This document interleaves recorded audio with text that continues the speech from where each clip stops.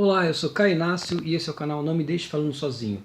Hoje eu trago para vocês um programa super especial gravado com o percussionista Guga Machado. Espero que vocês curtam. Se curtirem, dê um like, compartilhem com os amigos, se inscreva no nosso canal e clique no sininho para receber as notificações dos nossos próximos vídeos. Valeu, até a próxima!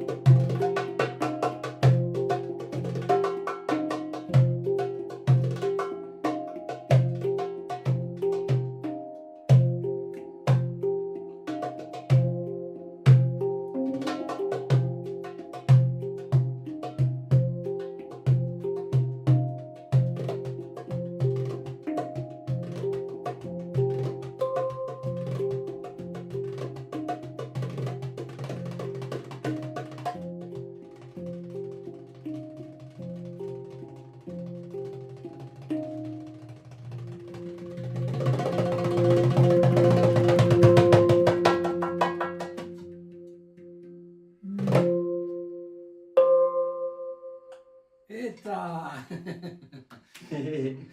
Estou recebendo hoje aqui, boa noite em primeiro lugar para todo mundo que está aí ligado na gente. Recebendo hoje o grande Guga Machado, fazendo esse som aqui, trazendo esse instrumento que ele vai falar sobre daqui a pouquinho também. Bom, em primeiro lugar, Guga, prazer em recebê-lo aqui no programa, muito bacana, faz um tempão que a gente não se fala, né? prazer meu. Aí a gente fez o primeiro som aqui, eu já olhei pro cara e falei, você toca bem, né?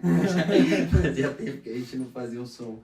É legal quando eu convidei o Guga para fazer o programa, ele falou, pô, faz tempo que a gente não conversa. Aí a gente vai conversar só com todo mundo vendo. Então já tem um monte de gente vendo a gente lá. E cabe colocar que eu tava bem chateado até de não ter sido convidado até hoje, que eu vi um monte de gente passando por aqui e meu telefone não tocava. Viu?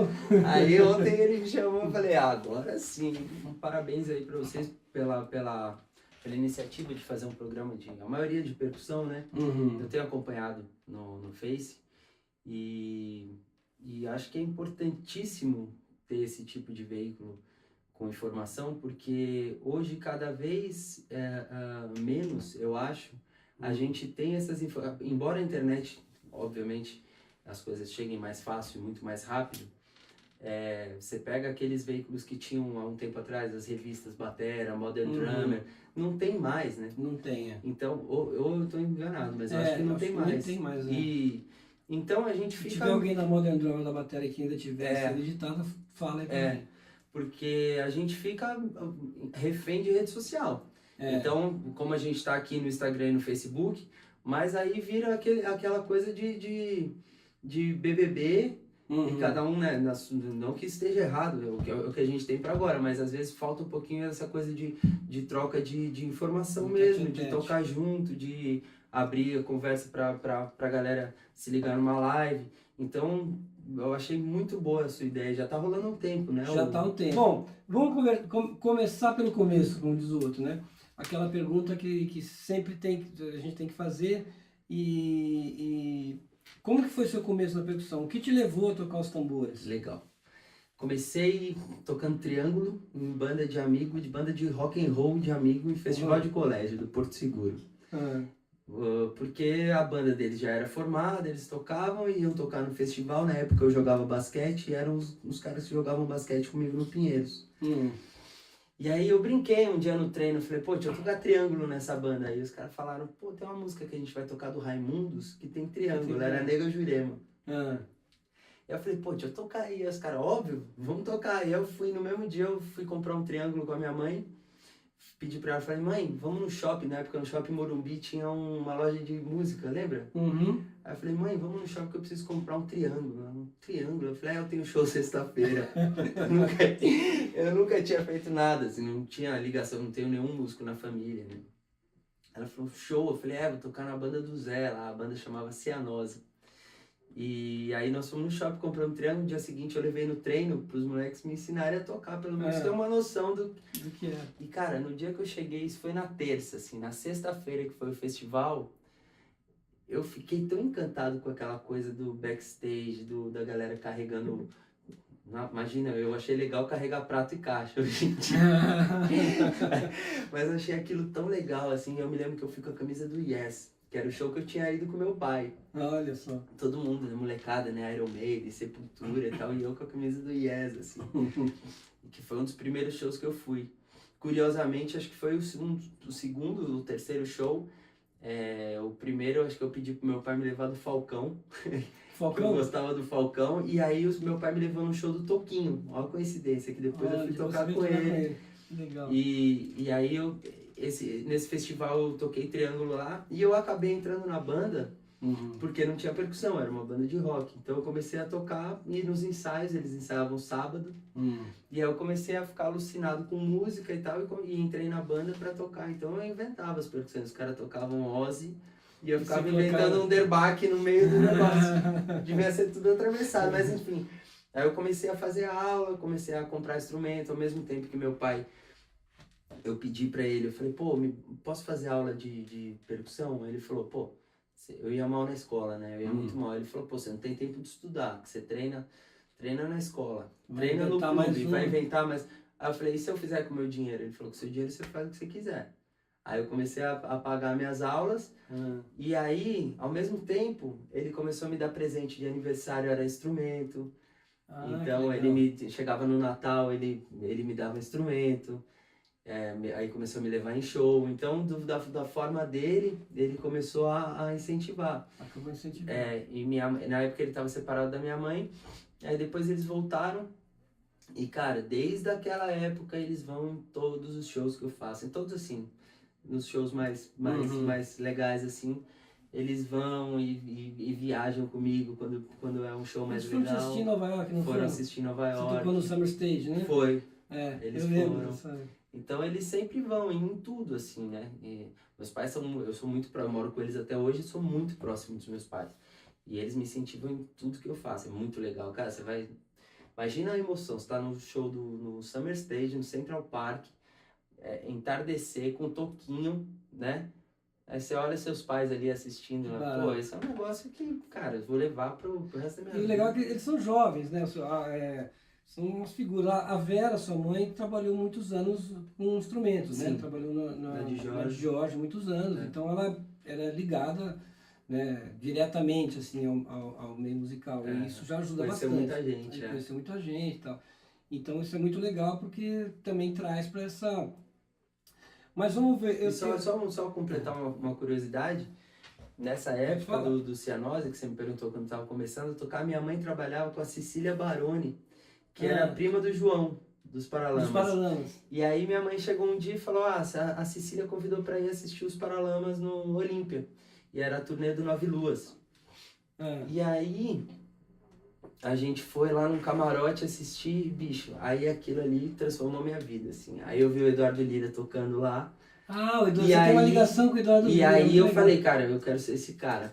Que massa. E aí aquele dia eu falei, é isso que eu quero pra minha vida, é isso que eu quero tocar isso daí. E aquele disco foram os dois discos, foi o Raimundos, que eu ouvia quando que era moleque, que era o que tinha o Eu Quero Ver o Oco lá, o Lavota Nova. E o Nove Luzes dos Paralamas. Então eu levava no Walkman, um lado era um e o outro lado era o outro, era uma seleção. Olha assim. Que legal. E aí a banda chamava Cianose, e nesse show a Cecília me levou no camarim, e eu tinha a credencial desse festival do Porto Seguro, escrito Músico Cianose. E aí eu dei pro Herbert assinar, e aí ele olhou e falou assim, aquele jeito dele, tua banda chama Cianose?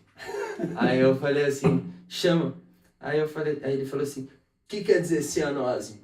Aí eu falei, cara, não faço a menor ideia. Ele, porra, tu tem uma banda e tu não sabe o que quer dizer o nome? Quase que eu falei, Paralamas do Sucesso é o quê, né?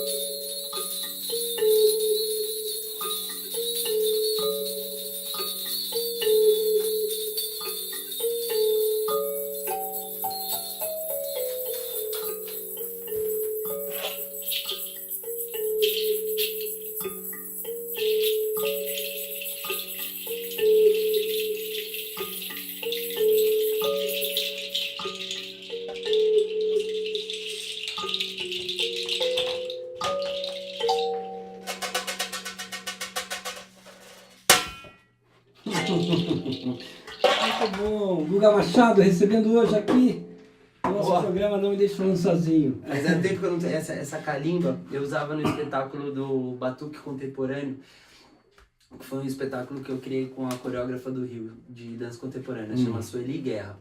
E a trilha toda do espetáculo era o Mafagafo Jazz, que era o meu primeiro disco. E eu fazia todo o espetáculo tocando ao vivo, e tinha algumas trilhas que a gente soltava, eu tocava ao vivo, fazia algumas coisas de dança e todos os bailarinos também tocavam. Então eram, sei lá, 6 ou 7 bailarinos no espetáculo, todos tocavam e eu também dançava. E essa calimba era esse tema até que eu toquei, que encerrava o espetáculo, que é um tema parecido com a minha última música do Mafagafo Jazz, que chama Mibira 420. E até eu ia comentar que eu tô meio enferrujado, porque desde que acabou a temporada, essa carimba ficou no Rio de Janeiro. E eu peguei semana passada. E a última temporada do Batuque já acabou há uns 3 anos. 2, 3 anos. Então eu tava sem tocar todo esse tempo. É igual umas notas série erradas aqui, que eu tô mais enferrujado que a calimba, né? Que já tô enferrujado aqui. Como é que foi seu encontro com assim, esses instrumentos mais exóticos? Por exemplo, você foi um dos primeiros caras que eu vi no Brasil tocando hang drum, a calimba também, que é a mbira africana, né? Como que você partiu para esse lado mais étnico, assim? Porque você, logicamente você começou com triângulo, depois conga, aquela coisa que todo percussionista, né, faz, né? E como que foi essa sua busca, assim? Você respondeu já, você falou aquilo que todo percussionista faz. Não adianta você fazer o que todo mundo faz. Diferencial. Se você for para Bahia, sei lá, em um quarteirão do Pelourinho, tem 15 moleques que tocam tambor muito melhor do que eu. Não adianta você ficar tocando o que todo mundo toca se você não tiver um diferencial. Por que que um artista vai me chamar e não vai chamar o moleque que toca pra caramba no Pelourinho? Que diferencial eu tenho pra estar naquele lugar? Por que que o cara vai chamar a mim e não chamar ele? Sim. E esses instrumentos me abriram muitas portas, assim. Não só para tocar com o artista, mas como para fazer o meu trabalho, para como abrir porta para fazer outro tipo de coisa, fazer evento corporativo. Fiz desfile do Fashion Week tocando hang. Então te abre uma série de possibilidades que, se você ficar focado em tocar os instrumentos que todo mundo toca, você não sai do lugar. Não sai do lugar. Então eu sempre tive essa visão né? de tentar fugir um pouquinho do convencional. Então quando eu estava começando a me ligar nisso, todos os shows que eu via 2 congas, um bongão, timbales, um timbal, um carrilhão. Eu falava, cara, mais um desse. E aí você começa a dar uma pesquisada e ver algumas pessoas que fazem algumas coisas diferentes, que acabam sendo influências para você. E aí você vai se ligar, depois de um tempo, que esses caras que são diferentes estão sempre trabalhando. Vai passando o tempo, e eles estão lá. Eu comentei disso outro dia lá no Alan, por exemplo, que foi a primeira pessoa que eu vi tocar carrom. Aqui eu não conhecia o instrumento, e lá atrás, quando eu estava começando a tocar, eu a vi tocando com o Nando Reis. É um show quase inteiro de carrom, moringa e tal. Falei, meu, o que é essa caixa maluca que essa mulher tá tocando? Ainda ninguém tocava carrom aqui, era muito raro.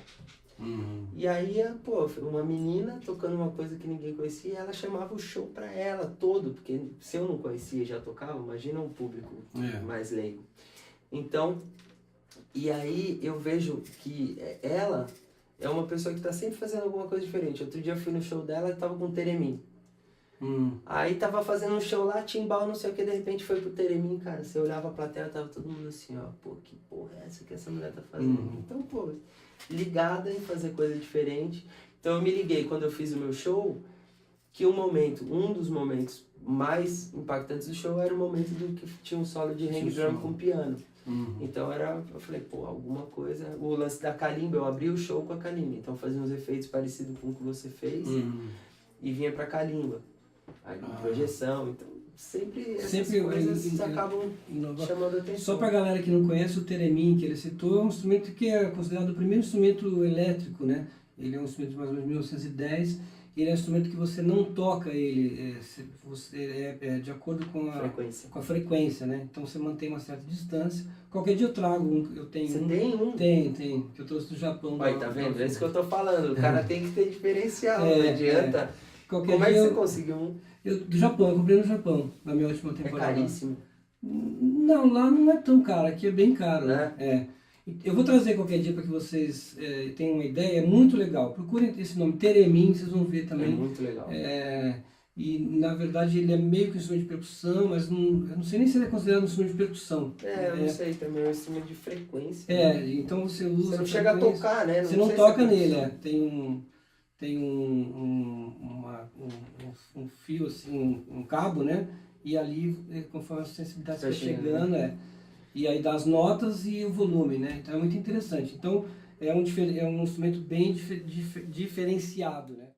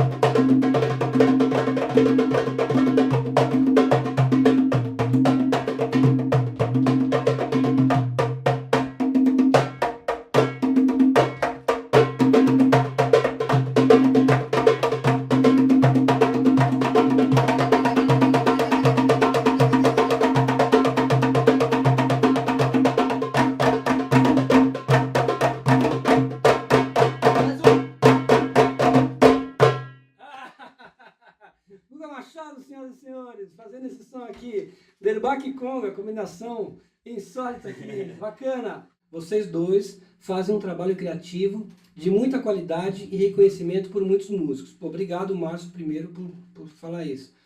Como vocês lidam com trabalhos de outros músicos que surgem depois, quer dizer, uma nova geração, e que de alguma forma têm semelhança com as suas ideias?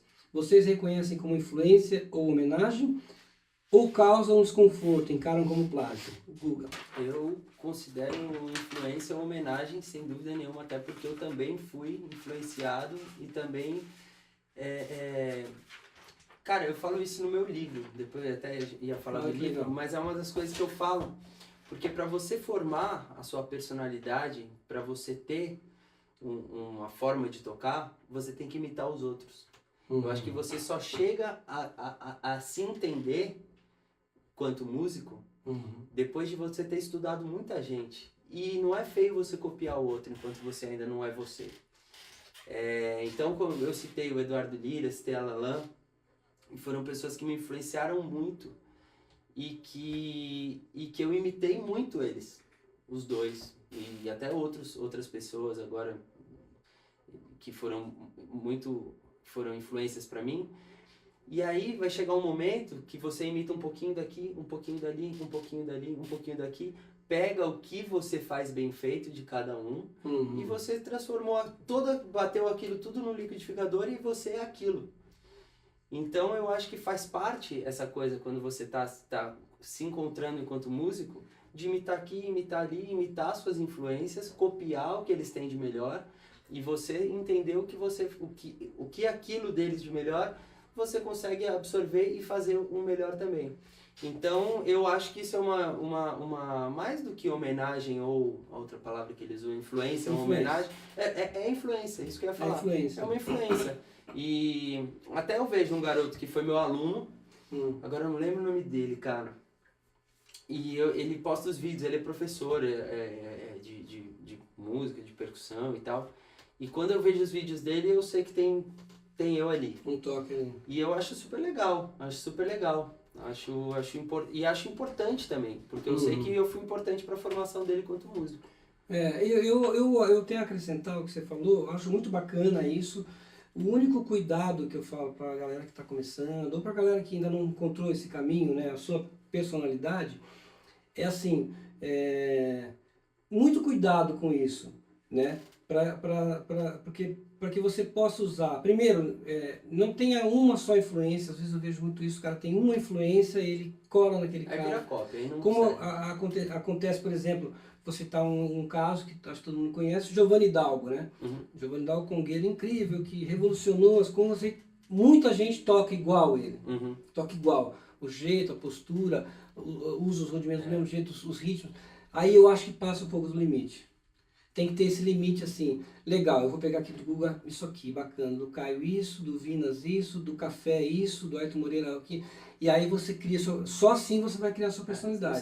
Não adianta você copiar uma pessoa e você virar o cover dela. Não adianta copiar, porque aí já tem ele.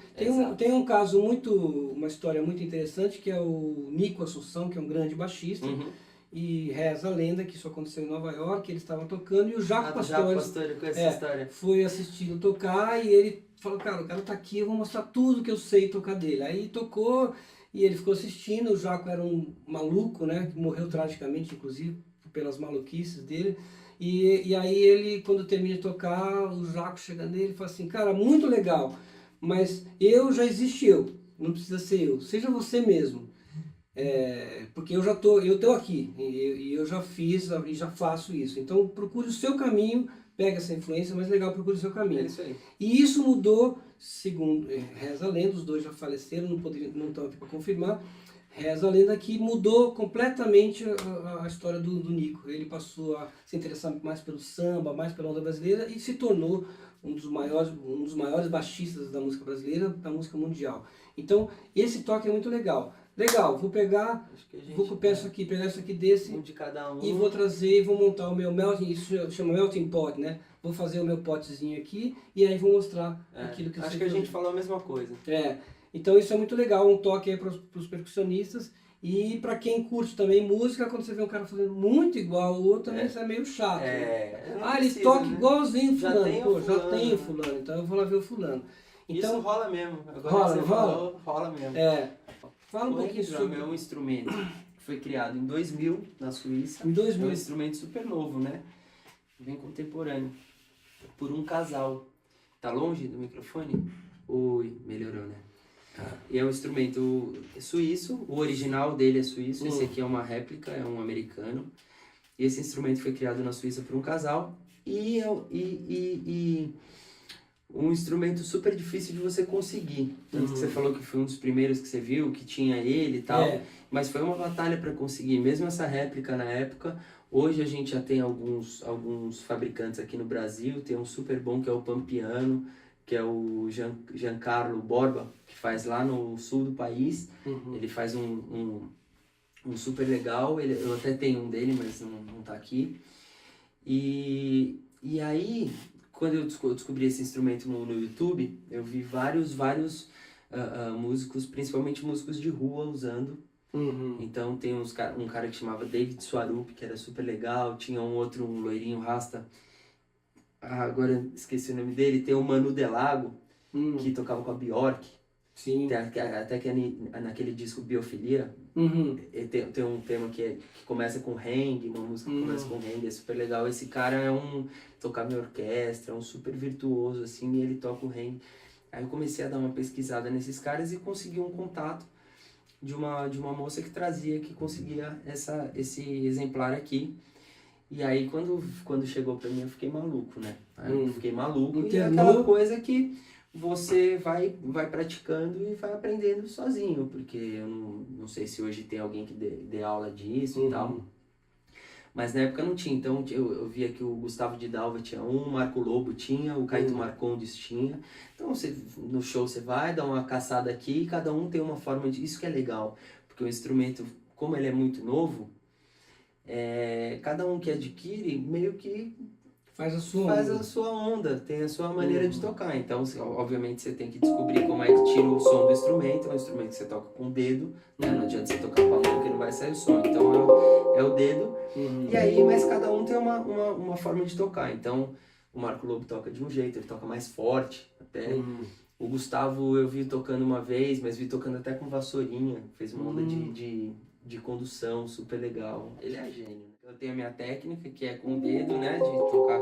Às vezes quando eu volto aqui para essas notas de trás, eu uso o dedão.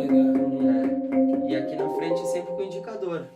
De vez em quando você pode usar colocar um pouquinho de técnica de conga. Então você está tocando um mastigado de conga aqui para dar. E aí você acha umas notinhas aqui como se fossem fantasmas, sem puxar, sem acertar na bolinha. Aí você pega...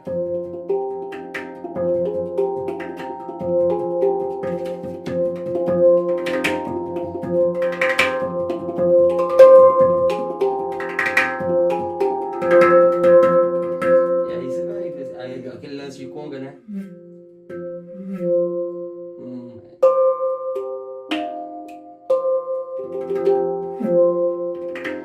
Enfim, tem vários jeitos de tocar. Você vira ele, você tem um vaso.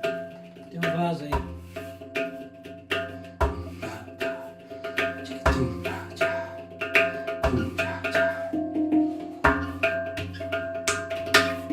É uma maluquice, né? E aí eu fiquei apaixonado por isso aqui, comecei a colocar sempre que possível e tal. Claro que não é toda gig que dá pra você levar. Quando você, por exemplo, tá fazendo alguma coisa, ele normalmente aparece aí como um solista, né? Porque ele faz uma melodia. Exato. Você costuma colocar ele com um canto ou com alguma coisa de melodia? Sim. Já? Sim.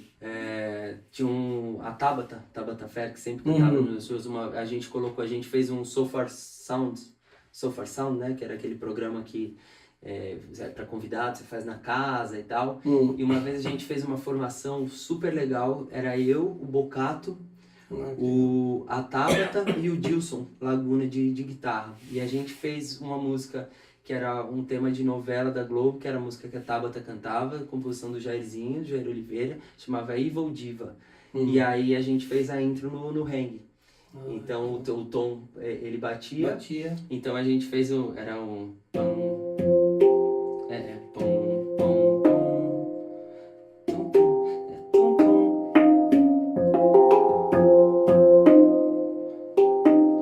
agora eu não lembro, mas tem no YouTube, se você procurar, tem essa música Evil Diva, So Far Sound. Eu tenho um vídeo meu tocando com a Débora Blando também, e aí no sofá de casa, eu fazendo um teminha e ela cantando, fazendo os vocalizes em cima. Legal. Então eu gosto de misturar, de colocar também no pop, assim. Interessante. E aí você parte Porque aí você sai da percussão, apesar de ser um instrumento de percussão também, assim como a calimba, você parte mais para esse pro melódico, né? E aí você tem que, aí voltando à história do processo criativo que eu falei lá atrás, quando você vai preparar um show, ensaiar um show com um artista X, sei lá, você pensa nesse instrumental que você tem, ou você conversa, o que eu tenho, por exemplo, a gente teve alguns músicos aqui que trabalham muito com produtores. O produtor é uma coisa assim, toca isso, toca aquilo, toca aquilo. Não tem... A gente faz um trabalho com mais possibilidade de criação, vamos dizer assim, né? De você colocar a sua onda e tal. E aí, quando você coloca isso, eu acredito que você tem uma resposta bem legal das pessoas, mas aí também você tem que saber onde se colocar com ele, né? Que às vezes você vai levar o ring drum e vai tocar uma música, de repente, ou nem vai usar, né? Raramente eu levo, assim. Só quando é solicitado. Não é um instrumento que eu levo, porque é muito difícil de colocar. Na verdade, você tem que rearranjar a música para ele, para colocar ele. Então, a não ser que seja um pedido do artista, eu quero ring drum. Não é um instrumento que eu levo pro meu set em praticamente nenhum trabalho. Entendi. É uma coisa mais de solo mesmo. E essa pergunta que você fez, até do produtor, normalmente o produtor me chama já sabendo querendo esse tipo de coisa.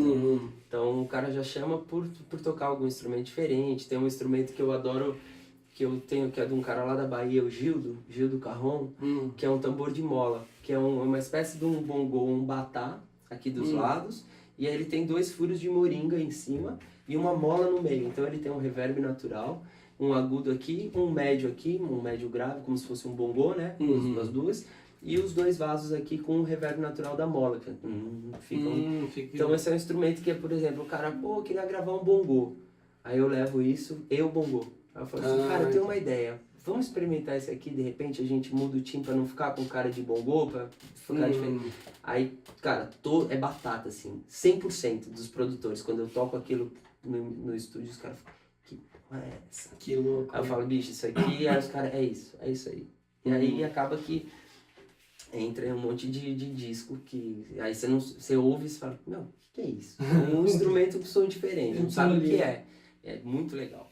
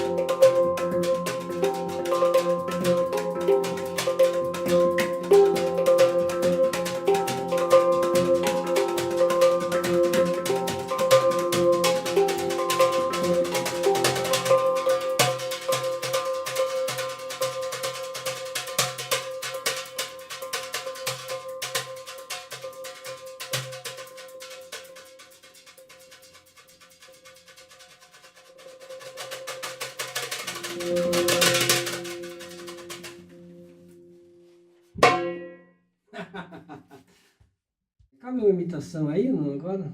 De quem? Quer fazer o Caio Ribeiro? O Caio Ribeiro comentando o jogo. O Caio Ribeiro vai comentar, não o Caio Inácio, hein? O Caio Ribeiro vai comentar o jogo de São Paulo de agora. Pergunta, é isso que eu ia falar. Pergunta alguma coisa do jogo de São Paulo de hoje. Caio Ribeiro, e o jogo de hoje de São Paulo, o que você tá achando aí desse ano? É complicado virar, muito complicado. O São Paulo bobeou no primeiro jogo. Bobeou não, bambiou talvez. Ô, sacanagem. E agora fica complicado de virar. Talheres é bom time? Não tem grande elenco, mas é um time muito encardido. E jogar com o argentino é sempre complicado. Luxemburgo, e você? Qual é a sua impressão desse jogo aí? Tem que ter palavrão, porra. Pode falar palavrão, já passou da Jonge, caralho. E o Maurício Eu falei tem uma história do Luxemburgo que eu contei pra ele, e ele deu risada que e tal. ele não lembrava, né? E aí tava assistindo um jogo na TV, era Palmeiras, e não me lembro quem. E aí passou o lateral do Palmeiras, que era o Helder Granja. Uhum. E, cara, ele fez alguma coisa, ele foi voltando pra defesa, o Luxemburgo gritou assim, Helder! Aí o cara não olhava, né? Sabia que ia tomar esporro. Helder! Helder Granja! E aí o cara nada, aí, Diego Souza! Aí o Diego, manda o Helder tomar no cu, caralho! Aí ele falou, eu não sou, eu não falo palavrão, porra. Eu não falo palavrão, porra. E você imitou ele na frente dele, foi muito legal isso. No Bem Amigos, no Bem Amigos, né? Foi muito bacana. Você estava tocando com quem lá? Com o Paulo Ricardo. Com o Paulo Ricardo. Foi muito legal, isso, eu ri demais isso. Quem mais você imita? O Silvio Santos é clássico, tem a história dele. Não, né? Essa aí qual? Dele ter ido no show do Thiago. Não, eu fui no Teleton, o Thiago me falou, quer conhecer meu avô? Aí eu falei, pô, claro, né? Aí eu cheguei lá no Teleton, fiquei nervoso pra caramba. Aí o Thiago me levou no camarim dele depois do Teleton, assim, aí ele tava secando a mão e ele tava mastigando alguma coisa e ele tava, cara, com um pedaço de pão grudado assim na boca. E aí ele veio na minha direção, eu tinha dread na época, e aí o Thiago falou, vô, esse aqui é o Guga da minha banda, ele que faz o senhor no show, porque eu imitava ele no show de um momento, né? Aí ele olhou pra mim e falou, olá Guga, como vai? E ele fala bem baixinho. Aí eu falei, nossa, Silvio, que honra te conhecer. É interessante o seu cabelo. Aí ele olhou assim, eu falei, gostou, Silvio? Ele falou, é aplique? Eu falei, não, é meu. Aí ele falou, do duro, é tudo seu? Aí eu falei, é. Aí ele, tem que ter coragem, hein? Tem que ter coragem. E saiu. Esse foi meu diálogo com o Silvio Santos. E eu tremendo, cara. Eu fiquei nervoso. Era uma entidade, né? Aquele negócio. Você me ligou esse dia na madrugada, eu lembro. Pra falar que você tinha... Eu tinha conhecido o Silvio Santos. Cara, eu tô muito emocionado. Cara, eu amo o Silvio Santos. Agora ele tá muito louco. Ele tá muito louco. Agora ele... Ô, Cláudia Leite, você vai botar uma roupa. Mas, Guga, aí assim... Você tem esse multitalento. Você já pensou em fazer stand-up ou não? Não. Cara, eu pensei em fazer um show de música com histórias com o Fábio Braza. Que é aquele moleque que faz as rimas do hip hop e tal. Mas acabou não rolando. Eu liguei pra ele um dia e falei, vamos fazer um show que a gente mistura futebol com música. Porque a gente foi pro Florida Cup em 2016... E, cara, a gente fez uns improvisos lá, eu acabei tocando com o Daniel em Orlando, no Florida Cup, e o Daniel cantor. E aí o Brasa entrou no meio do show e ficou só eu e ele, eu fiz um lance de pandeiro de repente, e ele fez umas rimas ao vivo, e aí na ida para um jogo que a gente jogou, que era o Jogo das Estrelas e tal, a gente fez um samba pro Cafu na van, assim, de improviso total, e o Cafu começou a chorar. Olha que massa. E, cara, eu de pandeiro, ele de cavaquinho, fazendo rima na hora, fazendo samba na hora. E aí o Cafu começou a chorar. E, cara, aquilo foi sensacional, assim, viralizou. Foi pra internet, a internet bombou, todo mundo postando. E aí um dia eu liguei pro Brasa, mas sabe quando a agenda cheia, não rolou, e também seria um negócio do começo, assim, acabou que não... Mas eu sempre tento...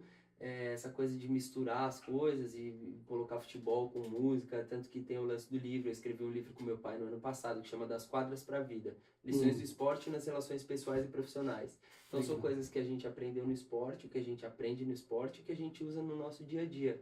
Então eu faço a relação sempre de um jogo, de um time de futebol com uma banda, ou coisas que eu passei no futebol, ou que eu passo experiências que eu vejo num time que eu vejo numa banda. Porque as coisas são muito parecidas, né? Muito parecidas. Então, os aspectos de liderança, de desprendimento, de ego, de você saber lidar com o seu companheiro, de você saber a sua função dentro da parada. Por exemplo, às vezes você tá tocando numa banda e tem um cara virtuoso que é o cara que vai aparecer ali. Você é o carregador de piano, você tem que tocar, fazer base, não é?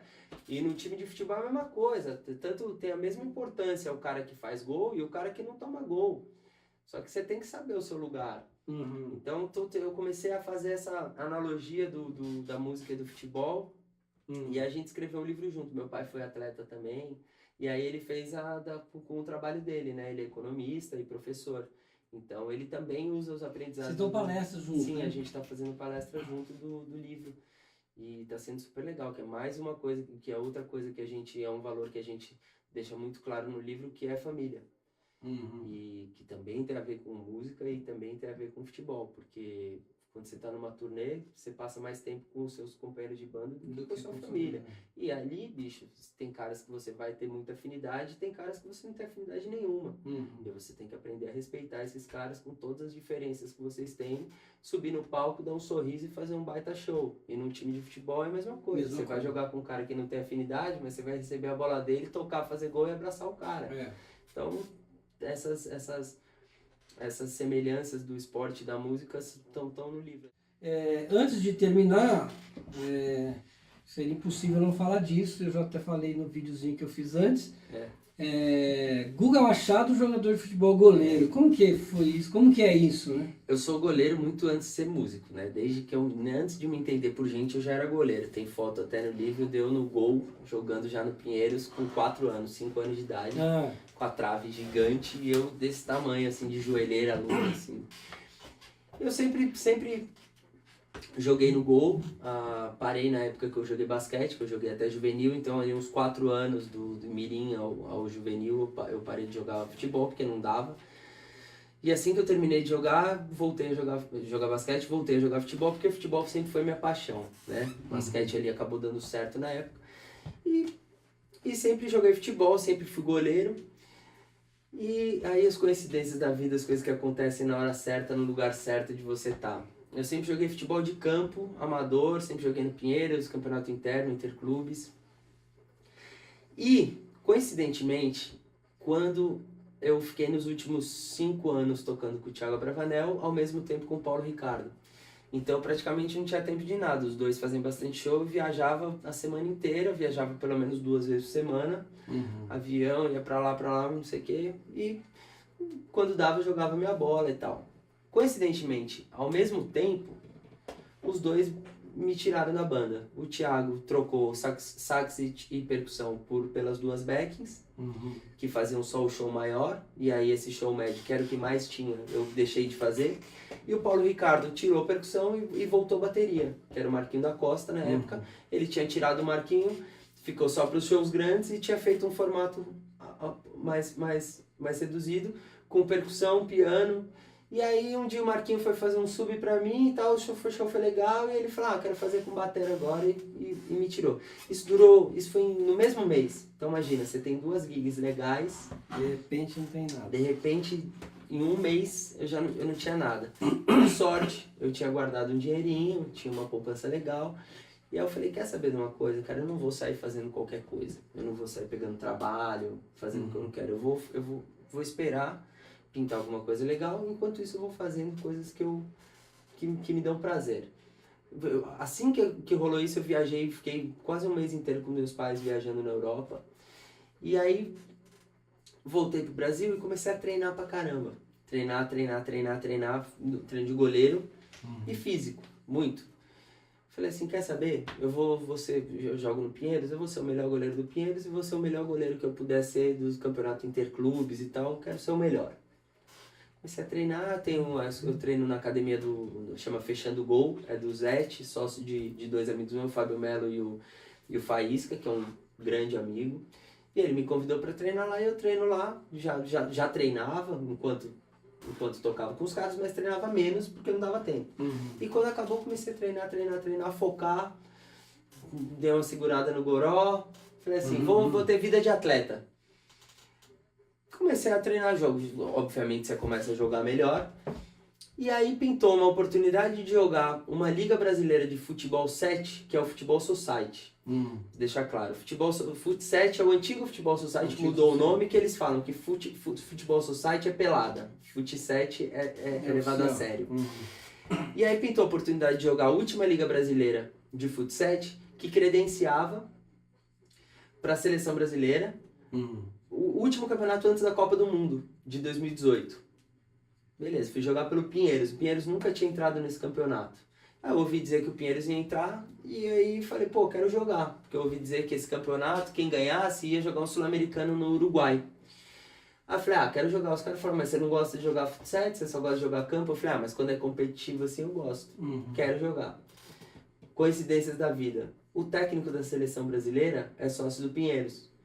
E ele falou assim, pô, se vocês quiserem eu ajudo vocês, eu dou 2 meses de treino antes da liga para arrumar esse time, porque é tudo time de camisa, Curitiba, Chapecoense, Santos, Corinthians, tudo time que os caras já jogam, tudo profissional, os caras são profissionais, ou jogam salão ou jogam campo em clube de menor expressão, mas tudo boleiro. E no Pinheiros um monte de playboy que joga ali campeonato interno e tal, e que não treina, joga ali de vez em quando e tal. E o Batata, que é o técnico, falou assim, eu vou dar 2 meses de treino para vocês, acertar uma defesa, pra gente ir pro campeonato e tentar jogar de igual para igual. Treinamos esses 2 meses, fomos pro campeonato, primeiro jogo contra o Curitiba, era o atual campeão brasileiro. Chegamos lá para jogar, era um final de semana, sexta, sábado, domingo. Primeiro jogo, bicho, o time dos caras tinham 4 caras da seleção brasileira no time deles. Chegamos lá pra jogar um massacre. E sabe quando você dá naqueles dias inspirado, assim? Eu peguei tudo. O jogo acabou 3-2 pra eles. No finalzinho do jogo, mas eu peguei assim... O cara chutava, vinha a bola e a chuteira, eu pegava os 2, saca? Aí eu saí de lá e falei, caramba, os treininhos estão fazendo efeito. Segundo jogo era no mesmo dia à noite. Aí fomos jogar o segundo jogo, o time já estava mais cansado, nós perdemos um time que era até mais fraco que o Curitiba, mas eu joguei muito bem de novo. E no segundo dia, a gente teve um jogo de manhã, que se a gente perdesse, a gente estava fora. Nós perdemos de novo, e aí eu peguei pênalti.